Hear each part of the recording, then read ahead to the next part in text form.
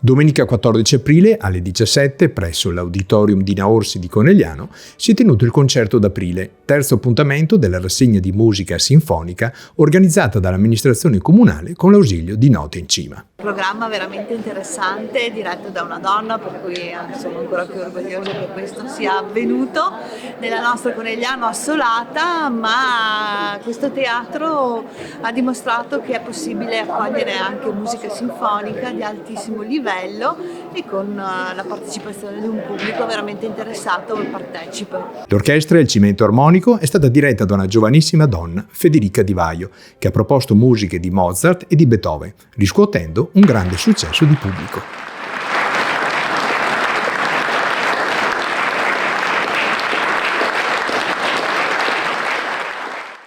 La musica mi è entrata nel cuore proprio.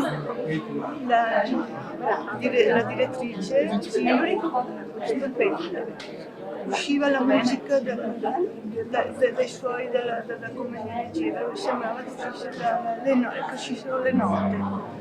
È stato importante, bello, me lo porto nel cuore. Sicuramente è stato molto emozionante fare questo concerto con questa orchestra che ho trovato veramente meravigliosa, sono dei professionisti incredibili ed è stato coinvolgente poter fare musica con loro insomma in questo meraviglioso auditorium. Un'orchestra formata di molti giovani. Molti giovani, infatti, secondo me è fondamentale perché in un momento insomma, in cui le orchestre hanno bisogno di queste nuove forze per poter crescere, rinascere e anche migliorarsi, perché sono veramente dei talenti questi ragazzi.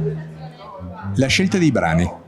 La scelta dei brani è dettata dal mio amore per Beethoven principalmente. Sono sempre stata una grande appassionata, anche quando studiavo pianoforte al conservatorio, è sempre stato parte dei miei programmi di concerti, lauree eccetera, quindi ho voluto riportarlo proprio perché mi piace dire qualcosa attraverso Beethoven, sento di potermi esprimere al meglio.